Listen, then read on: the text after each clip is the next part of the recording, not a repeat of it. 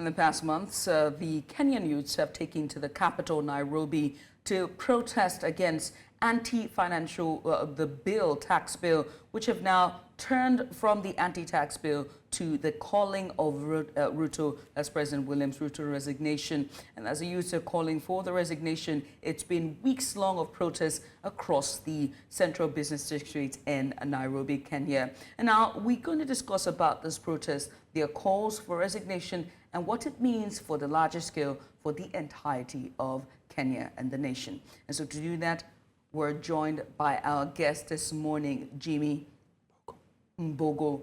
Jimmy Mbogo, he joins us live via video chat, who is an analyst who joins us. Jimmy, a very good morning to you, and thank you so much for joining us. Good morning, Jimmy. Jimmy, I'm hoping that your device is not on mute. If you can unmute it so we can hear you proper.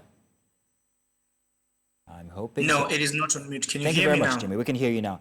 So, Jimmy, first, can you give us a cursory review of exactly what the situation is in Kenya currently? The protests have been on for weeks. We've also had other auxiliary instances come from off of this instance. But what is on ground currently when it comes to the youth versus Ruto? All right, so I think it's very important for me to set the context of why this is happening and how we got here. So about 2 years ago, that is back in 2020, one of the things, Kenya had a general election. Now, during that campaign election, the current president, that is Dr. William Ruto, promised the youth that this is going to be a government that is centered on the youth, and it is basically going to look at some of their interests, ensuring job creations. Now, fast forward to 2024. This is just about 3 years down the line. And what the youth are seeing, and this is actually what has really triggered some of these protests that we are seeing, is a lot of discontent and a lot of disconnection between the political class and the vast majority of Kenyans. Remember, the median age in Kenya is about 19, 20 years. So basically, it's telling you that this is quite a youthful population. A good number of them are well educated, but less than half of that number is currently formally employed. So there's a lot of unemployment. Now, let's zoom in now to what the cause of the protest has been. In 2023, which was the first financial year of the Ruto administration, they came up with a finance bill that proposed numerous taxation measures. Now, that much as that triggered a bit of discomfort and discontent among the working class, they expressed their frustrations with that finance bill, and even companies coming out to say, if we implement this finance bill as it is, that was back in 2023, as it is, some of these companies might be forced to shut down. Of course, the government defended that finance bill and it passed. Fast forward to 2024 and the budget making process starts again. And around May this year, the 2024 finance bill, which is an amendment to the existing tax laws, then comes into effect and is tabled in parliament. And of course, like we had seen last year in 2023, again, a number of taxations being proposed yet again. Now, this is what really fueled the anger that caused the youth to go out in the streets to protest. Initially, Parliament had not voted on the bill. The bill was being debated, but you could tell the resistance and the uncertainty that then this bill brought. And a lot of these economic analysts that we have been speaking to, from as soon as that bill was published, started expressing their concerns with some of those different articles and the impact that then those articles would have. But when it came to the time of voting, Parliament went ahead and passed the bill. Now, this really angered a lot of Kenyans. It started as an online expression of discontent that then morphed into street protests. Now, fast forward to, let me take you back to around June, that is last month. At the first week of the Kenyans budget was read on June 13th.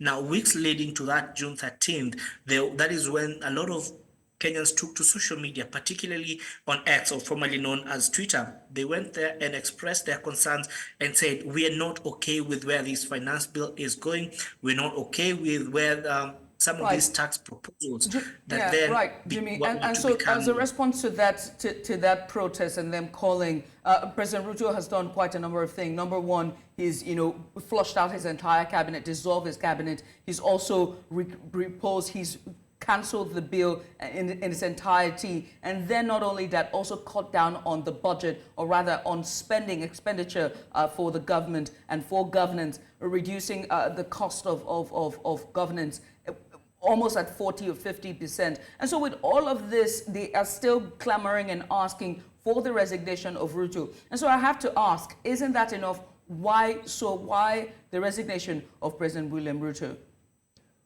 All right, so the resignation of the president was the last in that list of demands. As you rightfully say, there's a number of things that the youth have been calling for, particularly is one of the leading causes for this protest has been accountability and the cutting down of expenditure. You will realize that a significant percentage of Kenya's budget goes towards recurrent expenditure and debt servicing. That leaves very little that then goes towards development and the financing of key aspects of the economy, for instance, education, health, and things like that.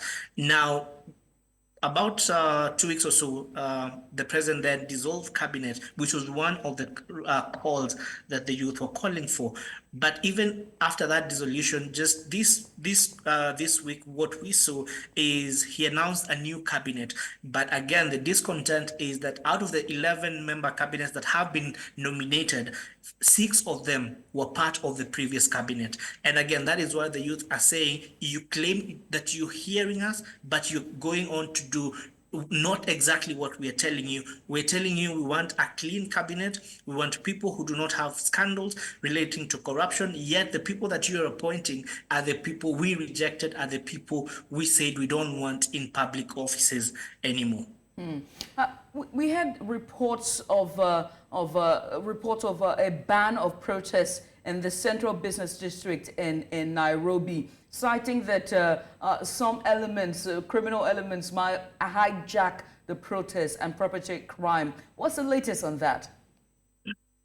All right, so that was an order that was issued by the current acting police inspector general, but then it was later on quashed by the High Court here in Nairobi, saying that the right to protest is in the constitution and cannot be denied. Now, initially when this protest started around the 11th of June, that is last month, they were largely peaceful protests. And when it moved, and that is when it was saying reject the finance bill, then a week later, that is around the week of the 18th, that is when now the protests really gained momentum. And on the 25th of last month, what we saw, that is when the protesters then occupied parliament. And since then, that is when we started to see a lot of violence being meted on these protesters. We started seeing a lot of aggression coming from the police side. And again, for those of us, even journalists who were out in the field covering these protests, we started being targeted. Just this last week during the protests, we saw that a number of journalists were injured. It's believed that one of our colleagues from the from the media industry basically got shot about 3 times on her foot, and yet she was covering the protest. There is even video of her assisting police officers to apply Colgate, which is believed that is going to help in just reducing the impact of the tear gas that was being lobbed at protesters. So the violence that has been seen, a lot of the organizers of this protest are saying is orchestrated and organized by the political class to try and discredit the legitimate issues that are being raised by the youth and the peaceful protesters. Because if you look at some of those videos that have been circulating online, you will notice that these protesters have been saying and chanting, "We are peaceful." All they have is a bottle of water, a camera or a phone, and a Kenyan flag. And they're saying, "We're not pelting stones. Why are you attacking us with tear gas? Why are you arresting us?" Jimmy, I want to talk about that. I want to talk about the mechanism being employed by the youth. Like you said, from before it started from off of social media. And I'm very interested in that dynamic, how it went physical. Yet, even as it is physical, excuse me, yet even as it is physical, the youth still maintain a very moderate approach. Like you say, they only have water, their phones, and their cameras with them. Now, when we take a look at, however, how much the government and Ruto in this case has conceded to the youth, even from before when it was the doctors and the nurses strike, he conceded a lot, and by no means by the standard of every or most African leaders, he has been the one president that has conceded so much when it comes to listening to what the people have to say, especially in this case in Kenya with the youth. Is there any mechanism further put in place to help manage the rationale or help manage the expectations of the youth in order not to devolve into a case of non-governance of the country, one, or law and order? Is there any mechanism put in place to manage their expectations? A very interesting question there, because again, this is a question that is now being asked when you talk to some of these protesters and the people that are perceived to be leading these protests, or the voices that have been very loud in expressing the need for people to go out and protest. Their response then to you would be that much as we are seeing some of these things, so the exact quotes that they are using is, "We're not going to clap for fish for knowing how to swim." In essence, saying we're not going to applaud the president for doing the right thing. He should have done that from the onset of this protest. Now, again, on the flip side of that, much as these concessions have made headlines and are being lauded as something that has never been seen before, you will remember that, like I started by saying, the Kenyan population is quite a youthful population. And what their argument has been is, we were promised that we were the leaders of the future, but the future is here, the future is now. We were promised jobs. Where are those jobs? We have taken out to the streets to protest peacefully. We have been arrested. We have cases of police killings. Why aren't we seeing these police officers who are involved in this killing of peaceful protesters being arrested? Those are some of the concerns that are currently being raised. They're asking for accountability for the people who claim to have who are perceived to have looted from the public coffers. The question that these protesters are asking is, why aren't we seeing action? Why aren't we seeing them being taken to jail? Yet, much as the president has said that he's going to cut the budget, he's going to reduce funding to some of these offices, including the office of the First Lady, the counter argument to that is, in the first place, that is not a constitutional office. Why were we channeling funds to that office? And so there's a lot of different there are two ways to this coin. So you can look at it from the government side, and you can look at it from the protester side, and that therein is where, for us as journalists, we have to be balanced and ensuring that we tell both sides. Yes, the concessions are there, but the feeling from the general public is, it is not enough. This is just the start, because this is when you're beginning to do the right thing, and we're not going to clap for you for doing the right thing. That is the mentality of these youthful protesters. And Jimmy, by way of body language, what does it seem the presidency is saying regarding all of this? Is there a movement toward perhaps maybe conceding to his resignation calls, or perhaps maybe trying to compensate the youth one way or the other? What's the body language currently? All right. As for the compensation, I'm sure from even when you check on some of the X feeds of these protesters, the thing that they're saying is, we want accountability. We want the police officers involved with some of these shooting cases to be held personally accountable. And of course, just around the time when the president was making changes to the cabinet, what then ended up happening is that the former police inspector general then resigned. Some believe that he was forced out, but others, the official communication from the government is that he resigned. Now, the current acting police inspector general, like I said, had sort of issued a circular saying that we're not going to allow street protests. The government has been very, and even when you look at some of the dailies here, they're saying that the government is tone deaf. It is not in line with, in touch rather, with what is currently going on in the country. And again, that question of the government being tone deaf is where the contention is, because the president has been accused of saying one thing and not following through by doing what he says he's going to do. For instance, during when we started this conversation, you said something to do with the doctors strike, the doctors' strike, one of the things that the doctors were calling for is for the employment and internship opportunities for graduate doctors. Those graduate doctors, as recent as last week or last week but one, were still out in the streets protesting as well, saying